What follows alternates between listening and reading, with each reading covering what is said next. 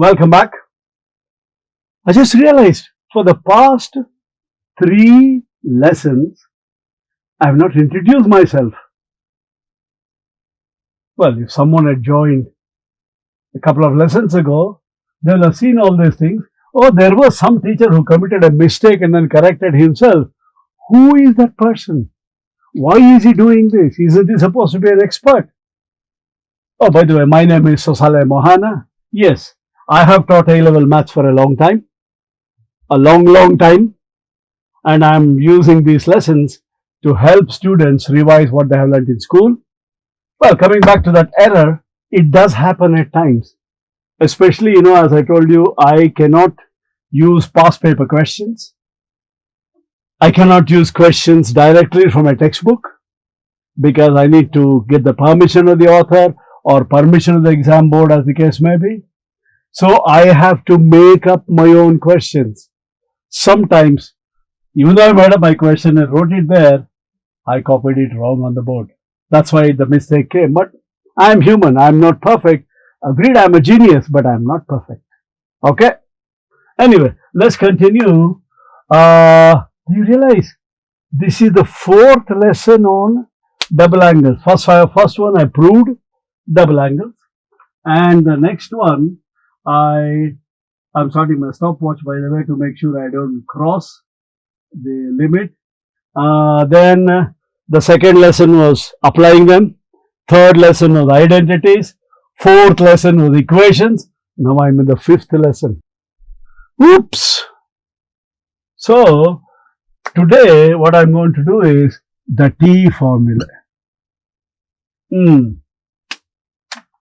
Which again, people who are doing the Edexcel A-level, if you're asked to use the T formula, they will ask you to prove the formula and use it. But I think sometimes later on when we do transformations of sine and cos, some teachers and some exam boards prefer you using the T formula instead of the transformation of sine and cos.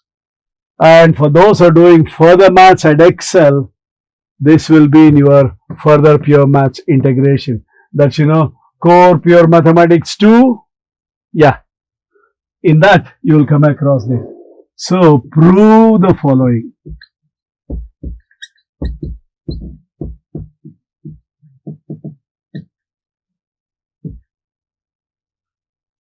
Okay, if T equal to tan x, show that number 1, tan 2x equal to 2t over 1 minus t squared, which is straightforward. I don't think we need that. Tan 2x is that. Anyway, let me put it there for completeness sake. Number 2, sine 2x equal to 2t over 1 plus t squared, and cos 2x equal to 1 minus t squared over 1 plus t squared. Okay, I need to prove this. As you can see, if I can prove these two, the third one comes. Even otherwise, if t is tan x, tan 2x is 2 tan x over 1 minus tan squared x. So actually there is no proof needed for that. So I need to prove now for sine 2x. Okay, let's take that formula. 2t over 1 minus t squared, 1 plus t squared is 2 tan x over 1 plus tan squared x. We go back to the first few lessons when I taught you fundamental identities. 1 plus tan squared is sec squared x.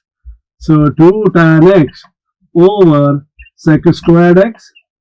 Sec x is 1 over cos x. So 1 over sec x is cos x, or when you divide by sec x, you can multiply by cos x instead.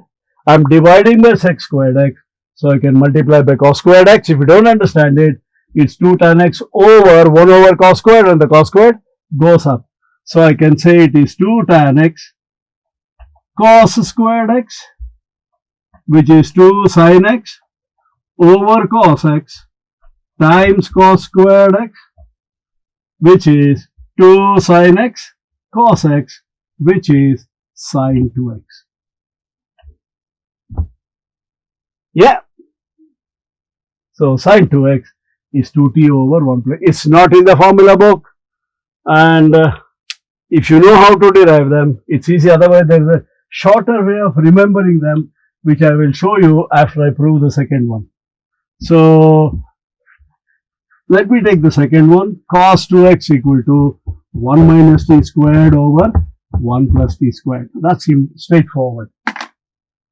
Let's look at 1 minus t squared over 1 plus t squared is 1 minus tan squared x over 1 plus tan squared x, which is 1 minus sine squared x over cos squared x over 1 plus tan squared is sec squared x, which is 1 minus sine squared x over cos squared x times cos squared x. Remember, you are dividing by sec, so you are multiplying by cos. If you open the brackets, I get cos squared x minus sine squared x, which is cos 2x.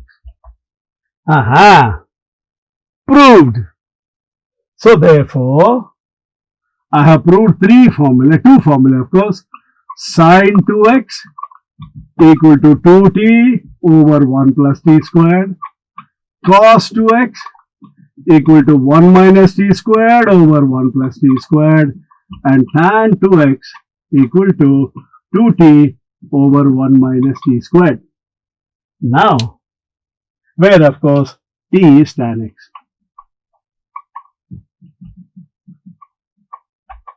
What if t is tan half x? What will this formula become? Then this becomes sin x equal to 2 tan half x over 1 plus tan squared half x. Remember, 2:1 double angle formula. Cos x equal to 1 minus tan squared half x over 1 plus tan squared half x. Tan x equal to 2 tan half x over 1 minus tan squared half x, where t equals tan half x. So the same formula can be applied for half angle, single angle in terms of half angle, or double angles in terms of single angles. Okay? But then, sir, how many formulae are we going to remember? I don't know, my friends. Different people have different memory age. But this at least, I can relieve you a bit. Imagine a right angle triangle. If this angle is x, this is 2t, that is 1 minus t squared, and that is 1 plus t squared. Now, does that work? Remember, if my surmise is correct, Pythagoras should tell me I am alright. What is 2t whole squared plus 1 minus t squared whole squared? Is 4t squared plus, of course, an Indian student would do it in a different way. Let me show you that and then show you this way. See, that's the difference between I learned maths in India. I know a plus b whole squared equal to a minus b whole squared minus plus 4ab. So, 1 plus t squared whole squared equal to 1 minus t squared whole squared plus 4. A is 1, b is t squared.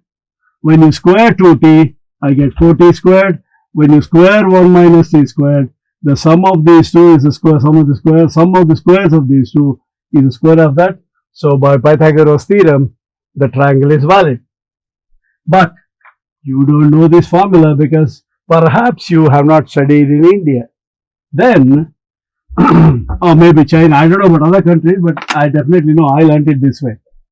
So let's do the other way. 2t whole squared plus 1 minus t squared whole squared will be 4t squared plus 1 minus 2t squared plus t power 4, or it is t power 4 plus 2t squared plus 1. What is 1 plus t squared the whole squared is 1 plus 2t squared plus t power 4. So Pythagoras theorem is satisfied.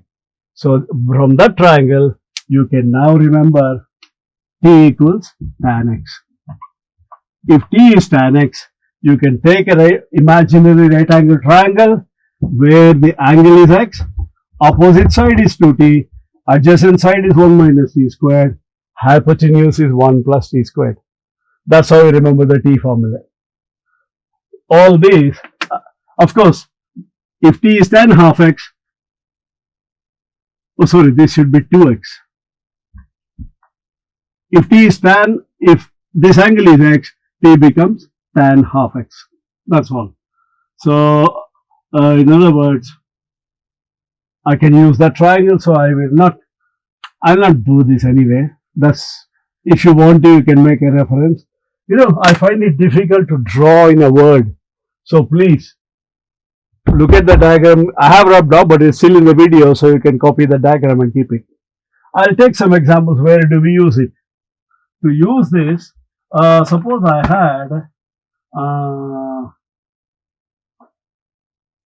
have got some questions.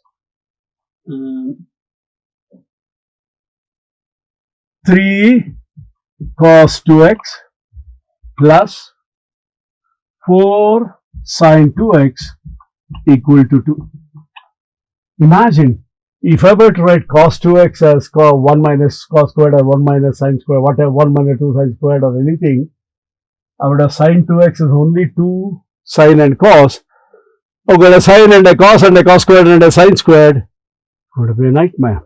But instead, suppose you use t formula, 3 times 1 minus t squared over 1 plus t squared plus 4 times 2t over 1 plus t squared equal to 2. We are on familiar grounds now, aren't we? Where t equals tan x. So it becomes multiply throughout by 1 plus t squared. So I get 3 minus 3t squared plus 8t equals 2 plus 2t squared. Take everything to the right. So I get 3 plus 2, 5t squared minus 8t minus 1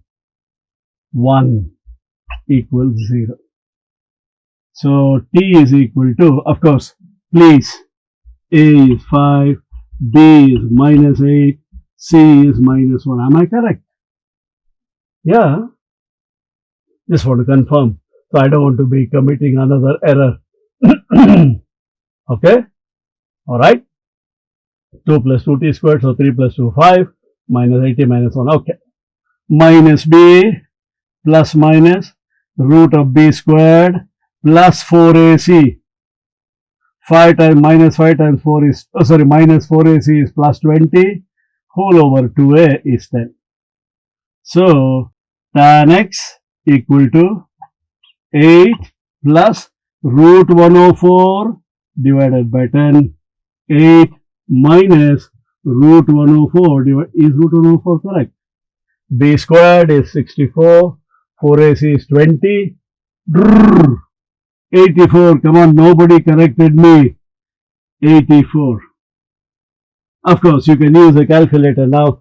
I don't want to go through that. You remember, find PV, then use 180 and plus PV and find the values of x. Suppose instead this was, let's say, 5 cos x minus 4 sin x equal to 7. In which case, you have x, use t as tan half x, but the method will be the same.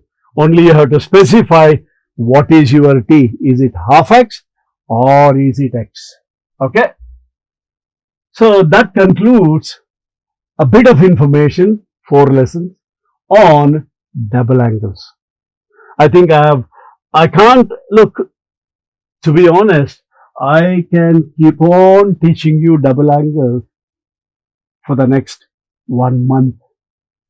Picking questions from this textbook, that textbook, this, and I can't make a question if I had the permission, but still, then you'll know it just becomes boring up, or you become very good at double angles, but that's not enough.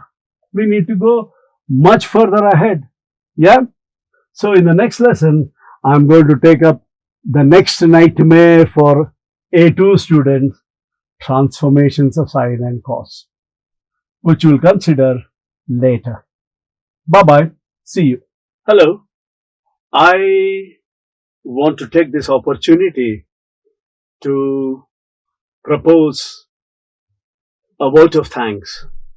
I would like to thank Vivid Innovations Private Limited and Commerce Forum for so generously giving up their studio and the facilities and the services of their technicians to record all these videos for free. I think that needs to be acknowledged and appreciated. Thank you very much. And my special thanks to Mr. Nitin Mahadevappa, Mr. Nishant Guruswamy, and Mr. Sadan Kumar DN for all their help and assistance in getting these videos ready, uploaded, and launched. Thank you very much.